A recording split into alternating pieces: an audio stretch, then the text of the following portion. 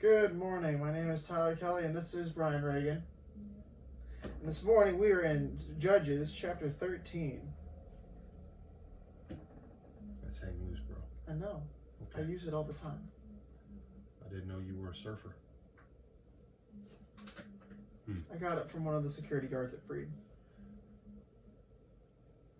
Just not even gonna touch that. We come in Judges 13 to the birth of Samson, and Samson was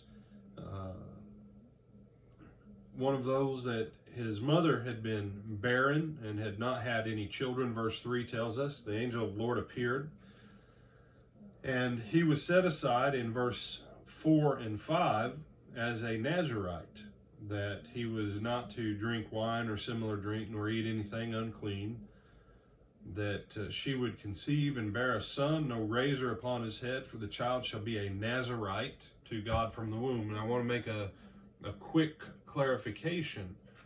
In the New Testament, it says that Jesus shall be called a Nazarene. That's because Jesus was from the region of Nazareth. To be a Nazirite was a vow that people would take in the Old Testament. Usually they took it for a period of time. There were only a handful of people that were actually Nazirites from birth. Samson is one of them.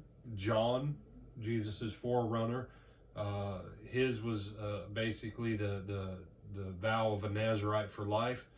And so a Nazirite was a vow. A Nazarene was a person from a set geography. And so the angel of God is with them. He is with Manoah and his wife, and they know something special is coming on, because verse 6 says, the woman came and told her husband, saying, a man of God came to me, and his countenance was like countenance of the angel of God. Very awesome. This is one of the few times that the angel of Jehovah, from Genesis up through Joshua, this is one of the few times the angel of the Lord is also designated the angel of God. Normally it's the angel of Jehovah. This time it's the angel of Elohim. And so same. And the man goes out, Manoah goes out, and he says to him, come, tell us what we need to do for this child. And God listened, verse 9, God listened to the voice of Manoah, and the angel of God came to the woman as she was sitting in the field, but Manoah, her husband, was not with her. The woman ran in haste and told her husband, said to him, look, the man who came to me the other day has just now appeared to me. So Manoah arose and he followed his wife, and when he came to the man, he said to him, are you the man who spoke to this woman? And he said, I am. And he said, apparently husbands have been calling their wives woman for at least 3,000, 4,000 years. And Manoah said, now let your words come to pass. What will be the boy's rule of life and his work? And the angel of the Lord said to Manoah, of all that I said to the woman, let her be careful.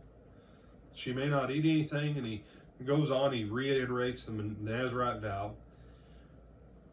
And then they make a burnt offering. And Manoah, in verse 21, it says, the angel of the Lord appeared to Manoah and his wife no longer. That Manoah knew that he was the angel of the Lord. You say, yeah, same passage. Uses interchangeably. And Manoah said to his wife, we shall surely die because we've seen God.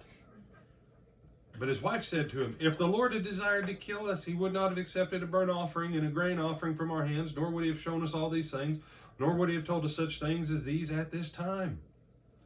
So the woman bore a son and called his name Samson, and the child grew, and the Lord blessed him, and the Spirit of the Lord began to move upon him at Mahaneh Dan between Zorah and Eshtaol. I don't know what Manoah's thing was, but his wife was a sharp lady. His wife was a sharp lady. She understood something was going on from God. And Manoah, oh, we're going to die. We've seen God. Man, I have to love her response. I wonder if she gave him the look of, seriously? He did suggest us to do this. You do realize that, right, dude? Yeah. Yeah. He's not going to kill us. If he was going to kill us, he wouldn't have taken our offerings. And he wouldn't have left us with a blessing if he was going to kill us. Yeah, I give you that to think about as we begin our day. Gentlemen, sometimes our wives are really smart and they get stuff figured out. Sometimes we don't. Don't let your wives hear that. All right. You say, brother, my wife's watching it with me. Well, tell her to pretend she didn't hear me say it. But sometimes, guys, our wives are smarter than we are. They're quicker on the uptake. So sometimes it's to our advantage to listen to them like 99.8952763% of the time. You say, mathematically, that works out to a pretty big number, brother. That's right, it does. So generally, we should probably listen to our wives. But the other part of it, Tyler, is when we sometimes think that the bad things in our lives come from God. But Romans 8 says, if he gave us his own son freely, how shall he not with us also freely give us all things? Bad stuff in your life doesn't come from the Lord. It comes from the devil, because John 10:10 says the devil comes for to steal, to kill, and to destroy. But Jesus says, I've come that they might have life and have it more abundantly. I would ask you, are your thoughts about the Lord like Manoah's, thinking that God's out to kill us? Or are your thoughts like Manoah's wife, saying, really, that makes no sense? Why would he have done what he did at Calvary? Why would he have done what he continues to do on page after page after page to try and find ways to do good and bless his people? As you go through this day, I want to encourage you, look around, see the blessings of God, see the goodness of God in your life. Tyler, do you have some other thoughts? Yes, sir. All right, then. We bid you good day and God's blessing. Amen.